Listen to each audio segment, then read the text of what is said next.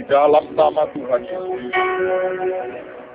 Maka semua rancangan Tuhan atas kami tergenapkan. Amin.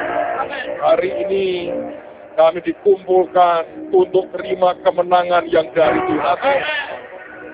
Kami dikumpulkan untuk menjadi penakluk dunia.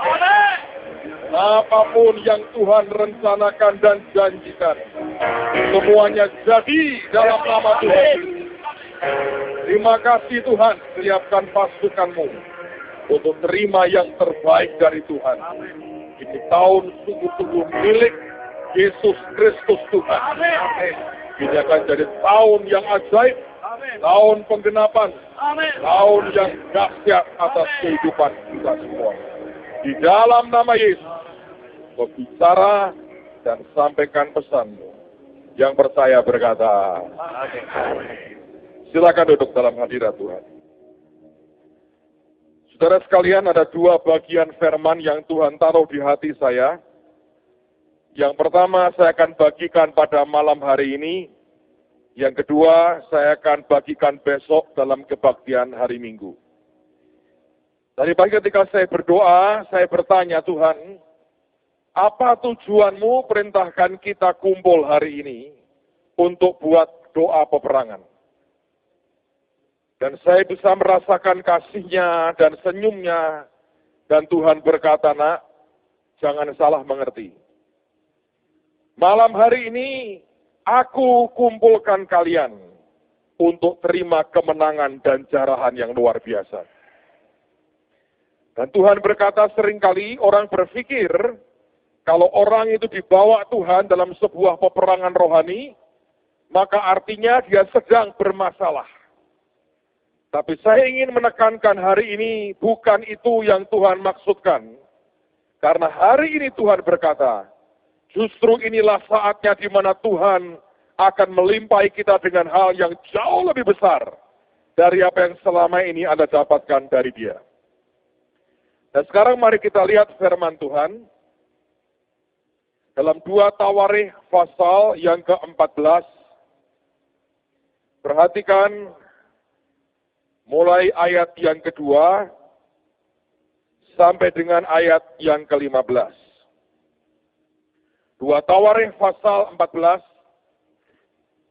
2 Tawarikh 14 ayat yang kedua sampai dengan ayat yang ke-15.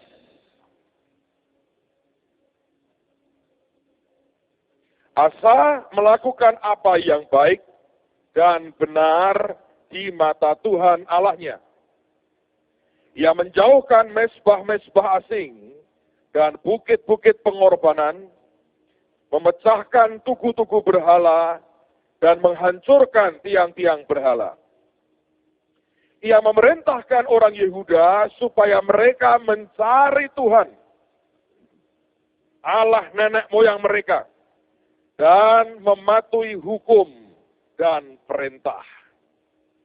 Menarik sekali kata mencari ini artinya a passionate pursuit of something.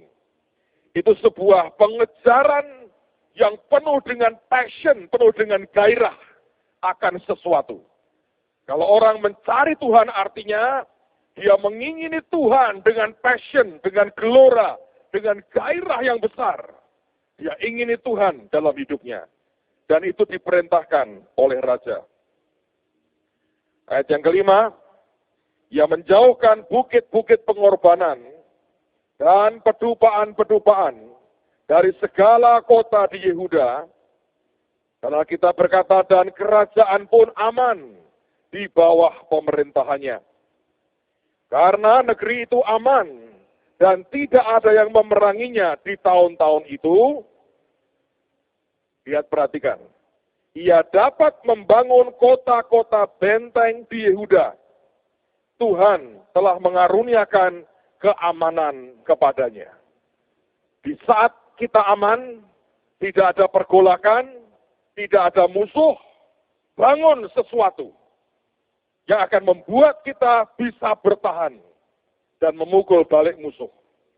Ada banyak orang ketika Tuhan memberikan keamanan, malah sebaliknya, Dia tidak membangun apapun dan tidak menyiapkan diri untuk apapun. Dan dengan gampang terlena oleh karena keamanan dan berkat yang Tuhan berikan. Ayat 7 ini menarik sekali.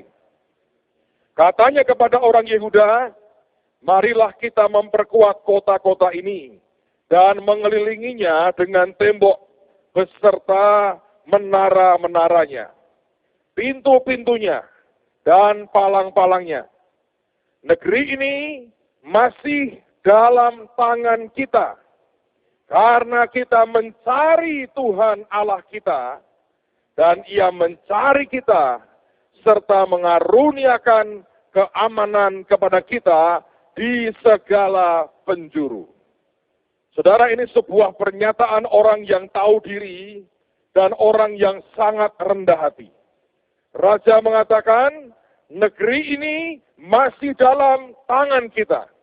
Bukan karena kita hebat, bukan karena kita kuat, bukan karena kita luar biasa.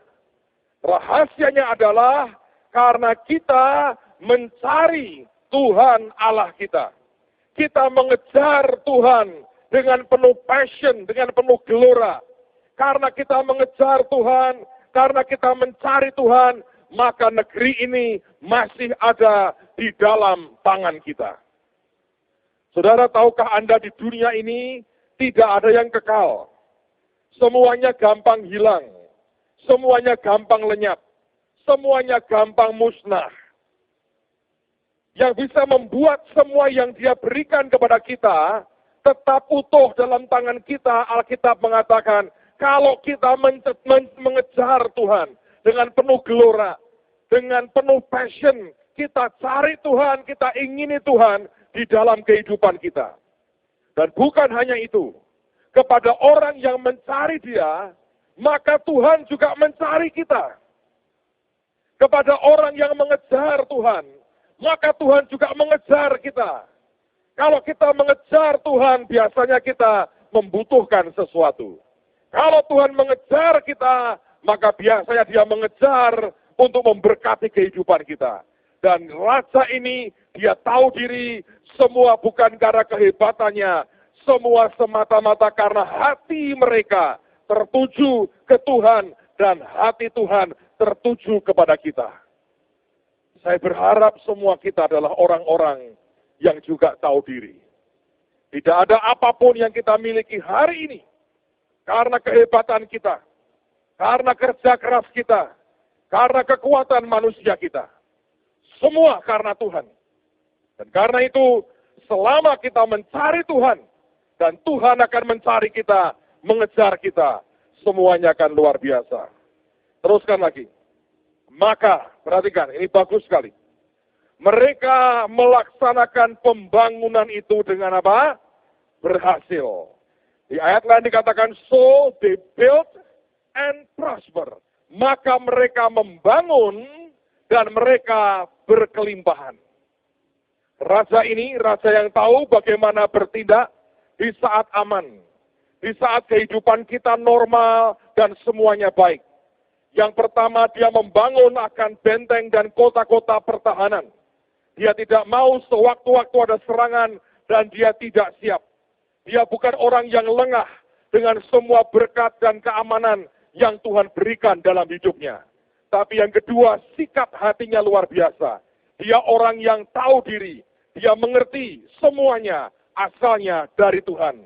Alkitab mengatakan, lalu mereka membangun, so they built and prosper. Maka mereka kemudian juga berkelimpahan. Menarik sekali bahwa kalau semua kita bisa punya sikap hati seperti ini, akan dahsyat sekali. Nah, tiba-tiba ketika di ayat 7 bicara soal keamanan, pembangunan, dan kelimpahan. Ayat yang ke-8 tiba-tiba seperti switch. Berpindah. Bicara sesuatu yang lain. Apa itu? Perhatikan. Pasukan-pasukan Asa yang dari Yehuda jumlahnya 300.000 orang yang membawa perisai besar dan tombak. Dan yang dari Benyamin jumlahnya 280.000 orang yang membawa perisai kecil sebagai pemanah. Mereka semua pahlawan-pahlawan yang gagah perkasa. Dari membangun akan kota yang membuat mereka aman, tambah aman, dan kemudian mereka berkelimpahan. Ayat yang ke-8 tiba-tiba Alkitab mengatakan dia bicara soal pasukan yang dimiliki oleh Asa. Saudara, orang ini orang yang ngerti prioritas. Apa yang harus dikerjakannya. Ketika semuanya aman, langsung dia tahu, bangun kota yang berkubu untuk pertahanan. Bangun akan daerah dan negaranya sampai berkelimpahan. Dan yang ajaib kemudian dia membangun akan pasukan yang luar biasa. Di tengah-tengah tidak ada peperangan, dia bangun pasukan yang dahsyat sekali. Dan tiba-tiba ayat yang berikutnya, ini yang kemudian terjadi. Ayat 9. Serah orang Ethiopia itu maju berperang melawan mereka dengan tentara sebanyak 1.000.000 orang, 300 kereta, ia sampai ke Maresa. Tidak ada indikasi bahwa Raja Asa berbuat dosa.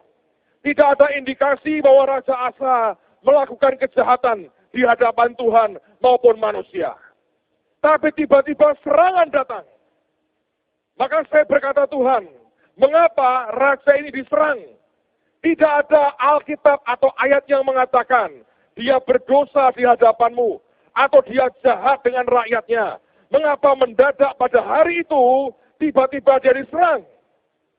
Tuhan berkata, baca terus nak. Kamu akan tahu tujuannya apa. Dan seringkali itulah yang Tuhan izinkan berlaku dalam kehidupan kita. Lihat, mereka datang dengan 1.000.000 pasukan dan 300 kereta. Itu kekuatan yang luar biasa, mengerikan sekali. Dan dibandingkan dengan kekuatan musuh, kekuatan Raja Asa sebetulnya tidak sebanding sama sekali. Ayat berikutnya, ayat 9. 10. Lalu Asa maju menghadapinya. Mereka mengatur barisan perangnya di lembah Sefata dekat Maresa. Ayat 11, Anda perhatikan, ini sebuah statement yang luar biasa. Kemudian Asa berseru kepada Tuhan Allahnya. Ya Tuhan, selain daripada Engkau, tidak ada yang dapat menolong yang lemah terhadap yang kuat. Saudara, kalau Anda melihat dalam bahasa Inggrisnya, digunakan kalimat yang bagus sekali. Dia mengatakan begini, there is nothing with thee to help. Tidak ada bedanya, tidak ada artinya bagimu Tuhan untuk menolong. Whether with many, apakah engkau menolong dengan banyak orang, or with them that have no power. Atau bagi mereka yang tidak punya power sama sekali. Kalau engkau mau nolong, nggak ada bedanya. Apakah kita ini punya pasukan yang banyak, atau no power sama sekali? Buat engkau Tuhan, dia berkata, tidak ada bedanya, tidak ada masalah dengan itu. Saya ulang lagi, baca pada ayat yang ke-11. Kemudian Asa berseru kepada Tuhan Allahnya. Ya Tuhan, selain daripada Engkau, tidak ada yang dapat menolong yang lemah terhadap yang kuat. Ia berkata, bagimu Tuhan, tidaklah susah menolong dengan banyak orang, bahkan menolong dengan orang yang tidak ada power sama sekali. Ini merupakan iman yang luar biasa. Ia berteriak, tolonglah kami ya Tuhan Allah kami, karena kepadamulah kami bersandar, dan dengan namamu atau di dalam namamu kami maju melawan pasukan yang besar jumlahnya ini. Ya Tuhan, Engkau Allah kami, jangan biarkan seorang manusia mempunyai kekuatan untuk melawan Engkau. Dan dalam doa yang seperti itu, ayat 12 dikatakan, dan Tuhan memukul kalah orang-orang Ethiopia itu di hadapan Asa dan Yehuda. Orang-orang Ethiopia itu lari. 13, ini yang ajaib sekali. Lalu dikejar oleh Asa dan laskarnya sampai ke Gerar. Kalau Anda pelajari kata Gerar ini menarik. Nama Gerar artinya itu dikunyah. atau digergaji, atau dihancurkan terus-menerus. Kalau Anda mengunyah, kan bukan sekali ya, namanya gigit kalau sekali. Kalau Anda ngunyah, Anda gigit terus berkali-kali, sampai hancur, sampai habis, tak berbentuk. Itu kata Gerar. Dan memang dia kejar sampai Gerar, seperti nama kotanya, dia habisi, dia kunyah musuhnya. Untuk apa, saudara? Hari ini kita mau kunyah. Tapi jangan ditelan, jijik. Buang lagi. Kunyah habis. Untuk apa? Ini ajaib sekali. Dia berkata, dari orang-orang Ethiopia itu amat banyak yang tewas. Sehingga tidak ada yang tinggal hidup. Karena mereka hancur di hadapan Tuhan dan apa? Tentaranya. Saudara, dalam terjemahan yang lain bagus sekali dikatakan that they could not recover themselves. Sampai mereka tidak bisa memulihkan diri mereka sendiri. Ini raja kalau perang tuntas, saudara. Dia kunyah musuhnya. Sampai mereka tidak bisa memulihkan diri mereka sendiri. Dihabisi betul. Tidak bisa bangkit lagi. Tidak bisa jadi ancaman lagi. Dan firman mengatakan, mereka itu hancur di hadapan Tuhan dan pasukannya. Hari ini saya percaya, saya ada di tengah-tengah pasukan Tuhan yang luar biasa. Kita kunyah musuh kita, sampai tidak bisa ganggu kita lagi. Dan tahun ini harus jadi tahun yang luar biasa. Amen. Teruskan lagi, teruskan lagi. Dan ini kemudian ayat berikut inilah tujuan peperangan rohaninya. Alkitab berkata, saya ulang ayat yang ke-13. Lalu dikejar oleh Asa dan laskarnya sampai ke Gerar. Kata Gerar artinya dikunyah sampai tak berbentuk. Digigit, dihajar terus. Dari orang-orang Ethiopia itu amat banyak yang tewas sehingga tidak ada yang tinggal hidup. Karena mereka hancur di hadapan Tuhan dan tentaranya. Alkitab mengatakan that they could not recover themselves. Sampai mereka tidak bisa memulihkan diri mereka sendiri. Dan Alkitab berkata, orang-orang Yehuda memperoleh apa? Jarahan yang sangat besar. Peperangan artinya Tuhan sedang mengantarkan jarahan buat saudara. Kenapa harus perang, Pak? Begini, saudara, sederhana. Kalau seseorang, saya mau cerita yang kenyataan.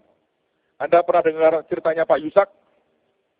Suatu hari dia harus melunasi akan rumah yang beliau beli di Gatot Subroto.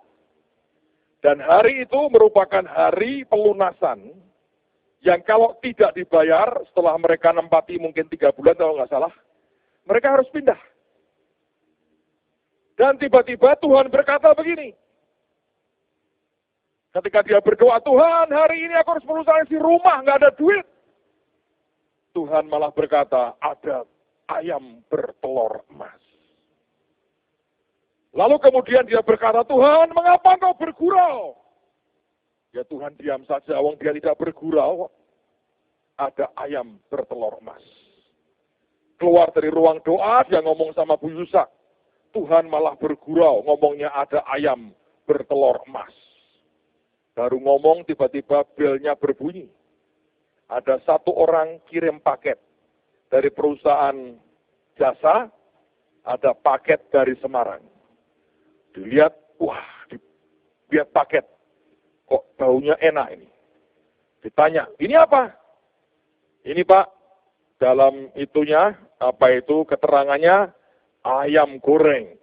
Dia berkata, Tuhan baru ngomong ayam bertelur emas, dapat apa hari itu? Ayam goreng. Siapa yang kepengen dapat ayam bertelur emas, saudara? Ya. Kalau emas bertelur ayam tidak ada, saudara. Ayam bertelur emas. Dia terima itu paketnya. Maka apa yang pertama kali harus dia buat, saudara? Untuk mendapatkan emas di dalamnya apa yang harus dibuat? Makan. Kok geragas banget? Ya menurut saya gampang. Robek dulu bungkusnya. Wah, ada dosnya kok dimakan. Jangan terburu nafsu, cepat terima berkatnya. Robek dulu bungkusnya, ambil isinya, makan ayamnya, kunyah sampai habis, keluar emasnya. Peperangan rohani adalah Tuhan berkata hari ini, aku mau berikan kepadamu berkat yang luar biasa. Ini tahun surplus of prosperity. Bungkusnya kita robek hari ini, kita kunyah habis, kita ambil jatah kita. Amen. Hanya itu saja. Karena itu saya berharap hari ini Anda ngerti. Cara peperangan kita akan berbeda hari ini. Tuhan memberikan begitu instruksi yang jelas. Dia berkata kalahkan dengan sebuah deklarasi, pengakuan iman. Nanti ikuti dan Anda imani, perkatakan, terima dengan iman. Nanti para penari bagian yang robek bungkusnya. Dapat jatah, jangan khawatir. Yang lain terima dengan iman. Ini cara perang. Untuk apa orang Ethiopia datang? Mereka membawa begitu banyak. Bayangkan saudara. 1 juta orang dibawa, maka raja itu harus membawa makanan yang banyak. Persediaan senjata yang banyak untuk 1 juta orang. Ditambah, harus juga menyediakan gaji untuk mereka. Karena mereka harus dibayar. Kalau nggak dibayar, pulang itu mereka. Dan untuk informasi saudara, perang itu berlangsung selama 4 tahun. Artinya mereka membawa bekal begitu banyak, pakaian begitu banyak, senjata begitu banyak, emas begitu banyak, uang begitu banyak. Untuk apa? Untuk 1 juta tentara mereka. Padahal Tuhan berkata, 1 juta tentara itu cuma bungkusnya, anak. Robek dan kunyah.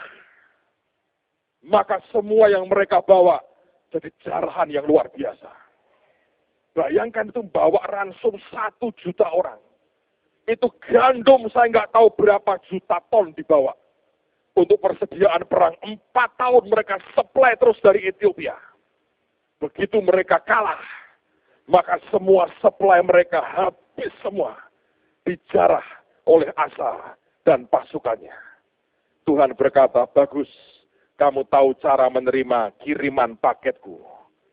Dan kadang-kadang paketnya bentuknya kurang menarik, yang penting isinya asik buat kita. Hari ini saya berdoa, Anda dan saya punya iman, memperoleh apa yang Tuhan janjikan buat kita. Baca lagi. Kita mengatakan, orang-orang Yehuda memperoleh jarahan yang sangat besar. Mereka mengalahkan semua kota di sekeliling Gerar. Nama ini disebut 2 kali penting. Besok kita akan lanjutkan ini. Masih dalam subjek yang sama, topik yang sama. Supaya kita bisa menangkap dengan utuh. Tuhan berkata, Gerar, nak Gerar, kunyah sampai habis. Karena ketakutan yang daripada Tuhan menimpa penduduknya. Ayat berikutnya menarik sekali. Mereka menjarai semua kota itu. Karena jarahan yang besar terdapat di situ. Mereka menjarai. Nah, kita berkata karena jarahan yang besar terdapat di situ. Kalau sampai Alkitab ini mengatakan lebih dari 1 kali tentang jarahan yang besar, maka artinya ini sungguh-sungguh besar, saudara. Ini bukan main-main. Dan tahun ini, tahun yang ajaib buat kita. Tenda-tenda pemilik ternak pun direbut mereka. Dan banyak kambing, domba, dan onta diangkutnya sebagai jarahan. Lalu mereka kembali ke Yerusalem. Bayangin saudara.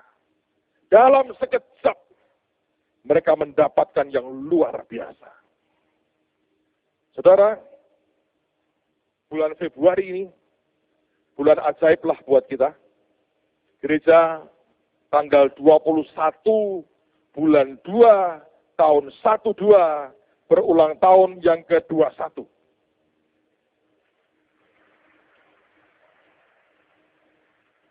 Ini nggak dibuat-buat loh. Memang begitu. Kita mulai gereja tanggal 21 bulan 2, 21 tahun yang lalu. Dan kita merayakannya di tahun 12. Diwolak-walik 1, 2, 1, 2, 2, 1, 2, 1, betul, terserah. Saya tidak mengatakan mari diramal mau ada apa, karena sudah saya ketahui bahwa ini tahun yang luar biasa. Amen. Saya percaya ada tujuan Tuhan. Kami sedang menyiapkan satu gift kenang-kenangan dan akan dibagi di MK. Karena itu akan terbaik untuk tidak. Dan ini di luar nggak ada yang jual. Kita desain khusus, saudara. Saya dapatkan idenya waktu kami pergi ke kota Daud di Israel tahun lalu. Itu dibuka, saya lihat, wah ini bagus sekali. Dan kita dengan gampang copy right away, saudara. Saya berdoa akan jadi blessing yang luar biasa buat kita. Saudara, tahun ini ya, saya melihat ini tahun yang luar biasa. Anda dibagi lagi tentang buklet kecil soal badai kasih, badai kebaikan. Lakukan, saudara. Buatlah kebaikan sebanyak-banyaknya dalam hari-hari ini. Saya belajar begini, yang kita tabur nih ya. Walaupun sebetulnya dengan mencucurkan air mata, kata firman ini. Itu kalau nuai itu bersorak-sorai. Kami baru diskusi tadi, sharing sebentar, habis ini kita mau ada meeting tentang agro lagi. Tiba-tiba dibuka sebuah kesempatan, saya bilang, wah, apa yang tahun lalu kita tabur dan ternyata membawa air mata banyak orang, kalau kita sabar tuh akhirnya kita akan menuai dengan bersorak-sorai. Saya belum boleh cerita ke Anda dan menurut saya mungkin tidak boleh cerita-cerita. Tapi ini kalau terjadi, saudara, saya berkata, yang pernah ditaburi dengan mencucurkan air mata akan pulang dengan sorak-sorai. Saya ngajari saudara ya, jadi orang Kristen itu jangan gampang menyerah. Kadang-kadang butuh waktu untuk sampai kepada yang engkau tabur itu akhirnya engkau tuai dengan luar biasa. Banyak orang sudah pahit, kecewa, di tengah-tengah dia mundur. Di saat tuaian datang, dia tidak menerima apapun. Padahal sebetulnya dia punya hak. Hanya karena kita ini orang yang tidak mau bertahan. Gampang ngomel, gampang menggerutu. Antara marah dengan elim. Elim itu sekian banyak mata air. Marah itu mata airnya pahit. Hanya kira-kira jaraknya kira-kira sekitar 5 kilo. Bayangin. Dari kepahitan sampai pada kelimpahan cuma 5 kilo jaraknya. Dan yang jarak tinggal 5 kilo itu, mereka bersungut-sungut dan mereka marah dengan Tuhan. Saya berdoa, Tuhan berikan kekuatan kepada kita. Iman Alkitab berkata, dan kesabaran akan membuat Anda mencapai apa yang Tuhan kehendaki. Saudara, kalau kita belajar ya, saya mengatakan, kalau saudara bisa ngerti setiap tantangan yang Tuhan berikan buat kita, itu bukan membuat kita makin hancur. Tapi saya percaya akan membuat kita makin luar biasa. Coba saya mau ajak Anda lihat ayat yang terakhir. Ini ayat yang ajaib sekali. Yakobus pasal yang pertama. Surat Yakobus pasal yang pertama. Yakobus pasal yang pertama. Perhatikan pada ayat yang kedua. Yakobus pasal yang pertama, ayat yang kedua. Sebelum saya baca ini, saya maaf ini nggak bisa cerita detail. Tapi ya, ada cerita begini. Tahun lalu, saya diundang ke kota Purwokerto. Saya pernah cerita dengan saudara. Hamba Tuhannya itu rada aneh. Selesai saya khotbah, dia datang ke kamar hotel saya. Dia berkata, Pak, saya merasa diperintah Tuhan. Ingin supaya Bapak itu punya akar di kota ini. Nah, caranya Pak, caranya saya diperintah Tuhan membelikan Bapak rumah baru di Purwokerto. Saudara bayangin, ada orang mau belikan saya rumah.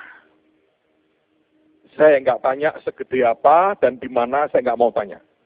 Saya diam, saudara. Terus dia cerita, saya nggak punya uang, Pak, sebetulnya. Tapi tadi, sebelum ibadah dimulai, ada orang beri saya uang gede sekali. Dan itu cukup untuk beli rumah baru di Purwokerto. Dan saya sudah melihat ada satu rumah di kompleks paling bagus di Purwokerto. Dan itu masih ada sisa satu yang masih baru, belum disentuh orang. Dan kalau Bapak iya, besok ke notaris dan kita akan tanda tangan, kemudian rumah itu milik Bapak. Dalam hati saya bilang, Tuhan, ini apa? Ujian buat aku, atau betulkah aku harus terima? Tapi punya rumah di Purwokerto, untuk apa ya? Saya bingung. Karena bahasa Purwokerto itu antik menurut saya. Yaitu, UIT pating gembrandul, katanya gitu, saudara. Itu kata orang Purwokerto. Pokoknya kalau Anda dengar orang Purwokerto itu, haleluya banget. Itu bahasanya tuh, waduh, Anda tidak usah melawak, usah lucu pokoknya. Menurut saya. Maaf kalau saya orang Purwokerto. Kita sering menyebutnya Puerto Rico, saudara. Bukan Purwokerto. Saya bilang gini, saya berdoa dulu ya Pak, besok saya kabari. Dia pulang, pas anak-anak saya ikut, saya panggil mereka. Saya bilang begini, tapi ditawari orang, dibelikan rumah di Purwokerto. Menurut kalian bagaimana? Tiga-tiganya bilang, tidak Pi, tidak sejahtera. Itu bukan yang kehendak Tuhan sempurna. Tolak saja. Saya juga sebetulnya dapat yang sama. Saya cuma menguji anak-anak saya, kepekaannya. Dan apakah ada ketamaan di tengah-tengahnya. Selesai mereka bilang tidak, ya sudah. Besok paginya saya jawab, Pak, Tuhan bilang tidak. Itu ujian buat Bapak. Dan Bapak lulus. Saya juga lulus. Saya tidak mau terima itu. Tapi Bapak harus mendoakan kota ini. Hari ini saya doakan. Saya akan doling kota Purwokerto. Saya doakan, saya berkati Purwokerto. Saudara, tadi saya baru tahu. Ada sebuah pintu terbuka. Lewat orang yang pernah tugas di Purwokerto. Dan tiba-tiba Tuhan berkata, tidak ada yang kebetulan, nak. Semua itu saling sambung menyambung. Kaitannya luar biasa. Satu langkah kamu buat, kelak akan membuat langkah berikutnya, langkah berikutnya, langkah berikutnya. Saudara, saya baru diberitahu kemarin, kita nanti setelah Paskah, kita akan ada trip ke Rusia. Teman-teman yang mau ikut, yang sudah daftar, tolong selesaikan uang mukanya karena sebelum nanti yang lain masuk, karena tempat sangat terbatas. Penerbangan ke Rusia itu sangat terbatas.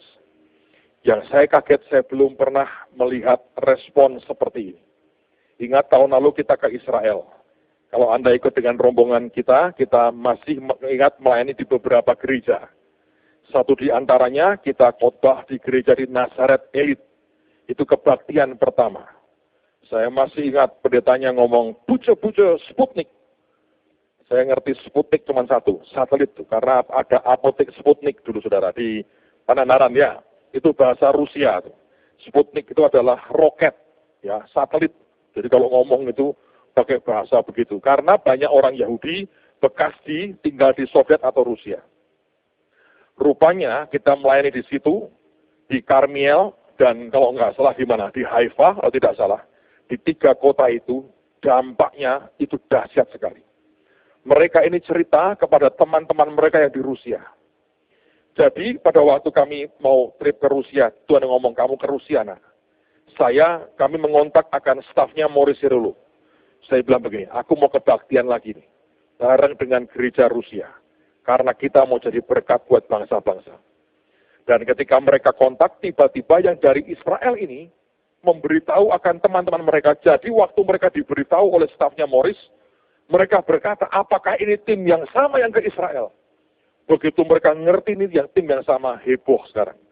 Jadi itu gereja-gereja rebutan pengen kita. Akhirnya, yang saya tahu yang di St. Petersburg, beberapa gereja gabung, dan mereka berkata, kami yang sewakan hall-nya, komplit sound dan alat musiknya, tinggal mereka datang kebaktian dengan kita, kami yang bayar semua.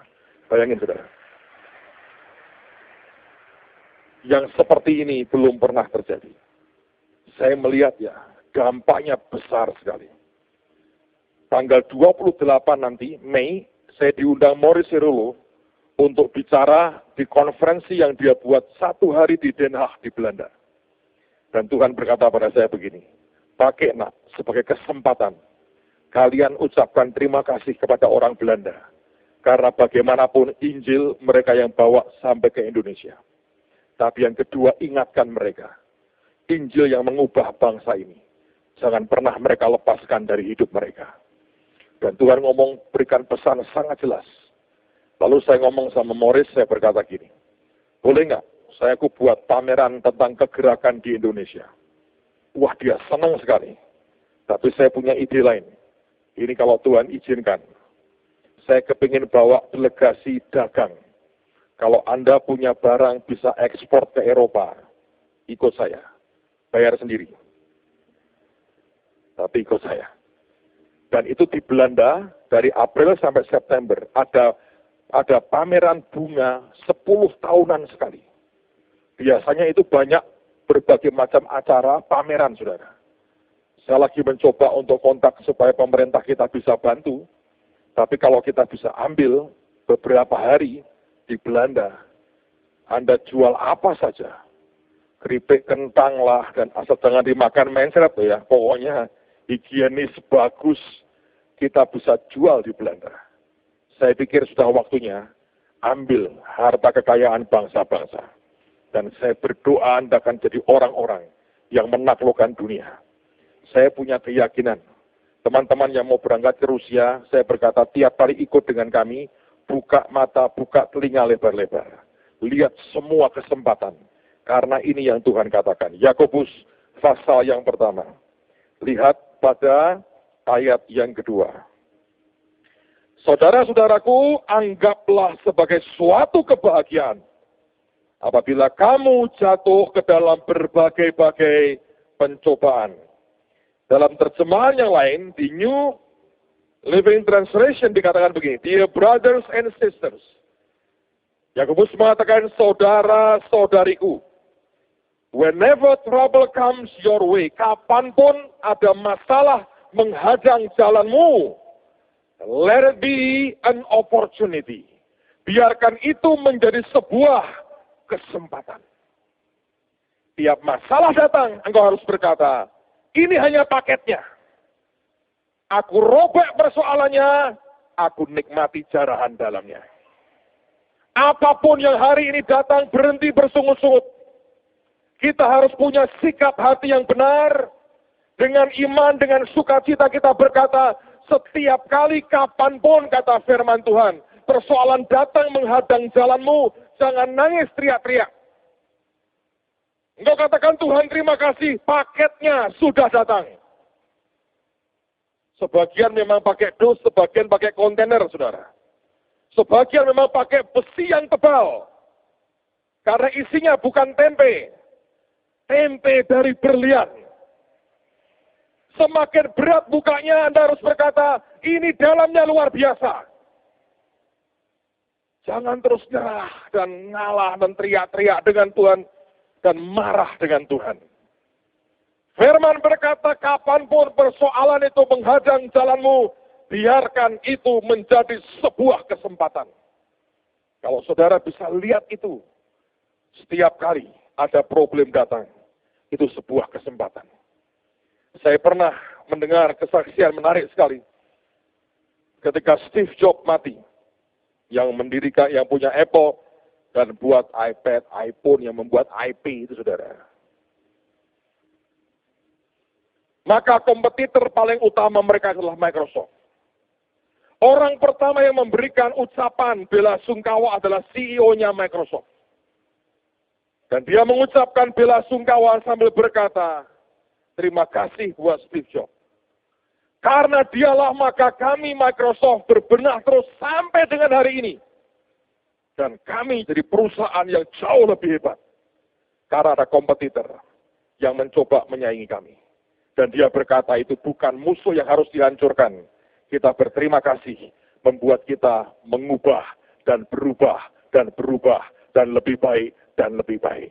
Saudara, kapanpun persoalan datang itu sebuah paket, dan engkau berkata, terima kasih Tuhan, paket datang lagi. Kalau Anda punya anak sedang bermasalah, kau mengatakan, terima kasih Tuhan, tidak akan kukunyah anakku. Tapi roh di dalamnya gua kunyah habis. Ini paket. Tahukah Anda bahwa sebagian besar orang-orang hebat, masa kecilnya tidak pernah dianggap oleh orang, terlalu mengerikan dan tidak pernah diperhitungkan.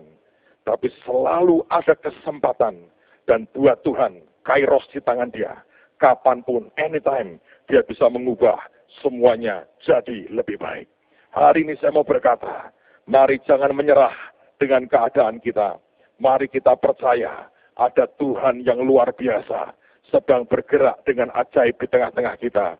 Hari ini kita akan kalahkan, kita kunyah semua musuh kita, robek akan semua bungkusnya, ambil isinya, nikmati bersama dengan Tuhan. Saya percaya tahun ini harus menjadi tahun the year of surplus of prosperity, tahun kelimpahan yang luar biasa. Ini tahun pintu bangsa-bangsa terbuka buat kita, dan mari kita berdiri bersama-sama dalam anugerah Tuhan. Aku percaya Tuhanku dahsyat. Biarkan dia turun tangan dalam hidup kita.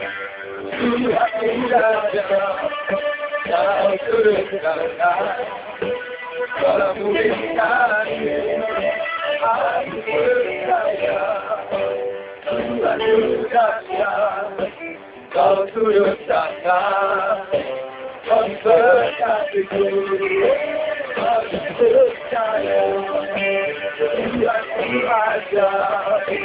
Kau turun tangan, kau pulihkan, aku percaya, Tuhan aja. Kau turun tangan, kau berkatiku,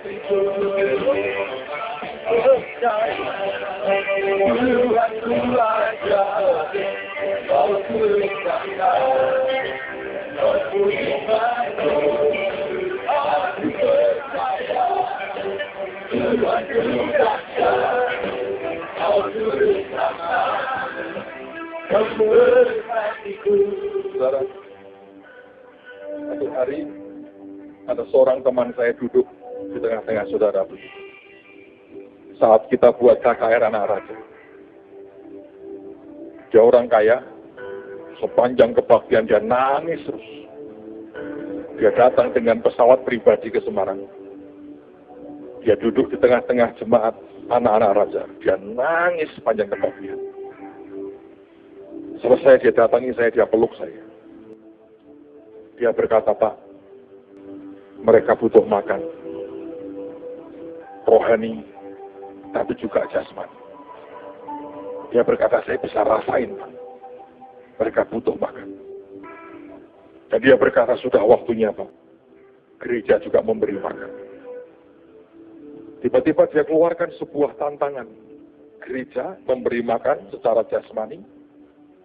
Saya pikir gereja memberi makan secara rohani, dan sesekali memberi makan secara jasmani. Gereja khotbah memberi makan rohani, kadang-kadang kita memberi makan secara jasmani. Apa yang dia ungkapkan sebuah jalan, sebuah tantangan. Dan tiba-tiba muncul iman di hati saya. Saya bilang, amin, Pak. Kita akan lakukan. Dan arah pembicaraan itu akhirnya membuat kita hari ini punya dapur umum. Sepanjang pagi tadi kita sudah mengirim 6.000 nasi bungkus buat teman-teman kita yang kebanjiran. Yang saya tahu sore ini akan ditambah lagi. Kita bisa kerja dalam waktu sangat singkat. Kalau Tuhan tidak memberikan itu, kita nggak bisa melakukan yang kita bisa lakukan. Tapi setiap kali tantangan itu muncul di hadapan kita, kalau kita menyambar, ambil dengan attitude yang benar, saudara tidak akan tambah miskin. Engkau akan tambah diberkati Tuhan.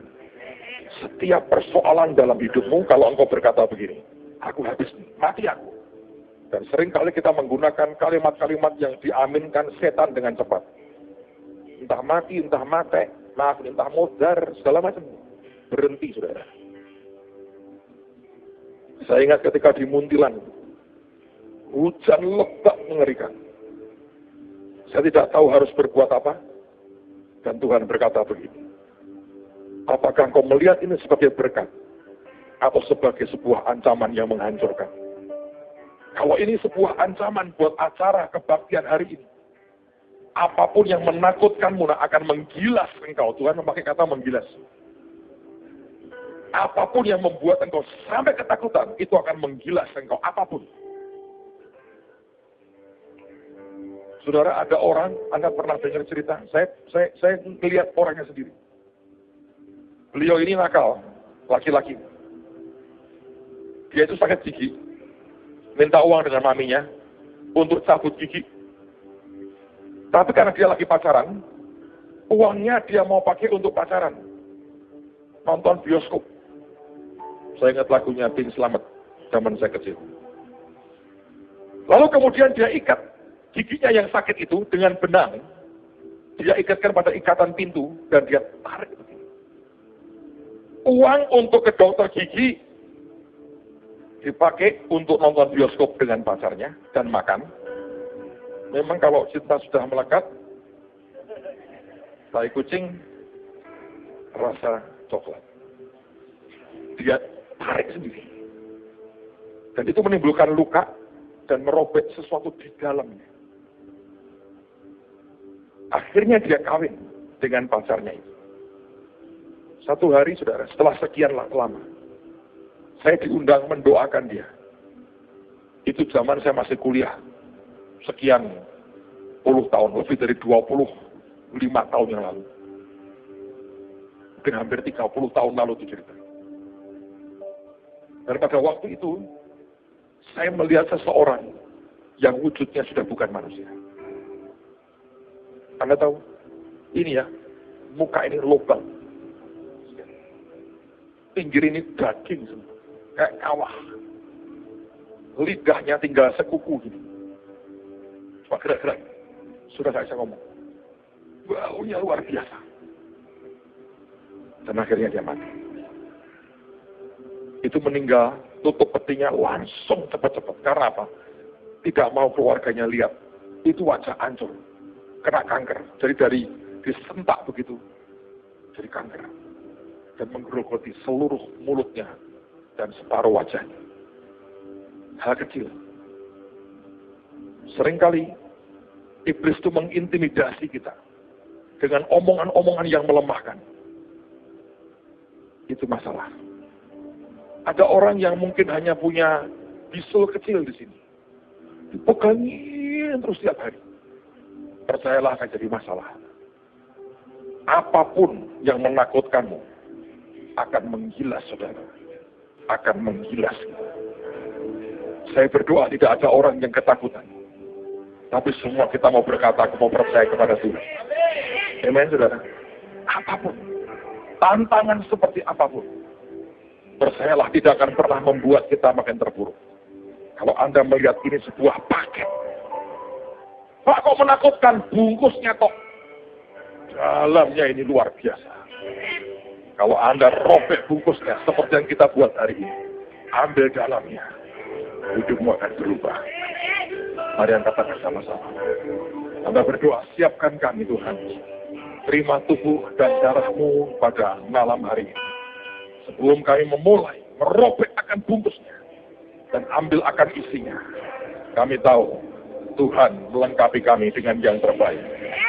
Terima kasih Tuhan. Terima kasih Tuhan. Saudara, saya ingin besok selesai ibadah pagi, tolong semua ketua MK kumpul. Beberapa daerah ada rawan banjir, kita mesti buat sistem yang tepat supaya kita bisa tolong siapapun yang membutuhkan pertolongan, terutama juga saudara-saudara seiman, anggota MK. Anda yang belum tergabung di MK, bergabunglah. Ada saat-saat di mana saudara sangat membutuhkan satu dengan yang lain. Kami punya impian sebetulnya satu hari kita gereja punya tim SAR sendiri, perahu karet sendiri. Mungkin orang pertama yang mesti dilatih satpam-satpam kita, fisik mereka sudah oke, tinggal diajari naik perahu karet akan nolong buat apa-apa, bukan untuk jalan-jalan atau pelesiran di kali garang dan banjir kanal, Tapi kadang-kadang kita butuh gerak sangat cepat. Pemerintah kita tentu sudah luar biasa, tapi tentu terbatas resourcesnya. Kalau kita bisa melakukan dengan cepat akan luar biasa. Tentu yang lebih baik kita berdoa tenggingi jangan sampai banjir. Kapanpun banjir tidak pernah enak. Masa kecil saya sudah kenyang dengan banjir. Sekarang saya punya banjir yang lain, banjir berkat, banjir anugerah.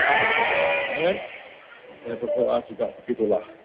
Mari doakan kota ini didolengi, tenggingi.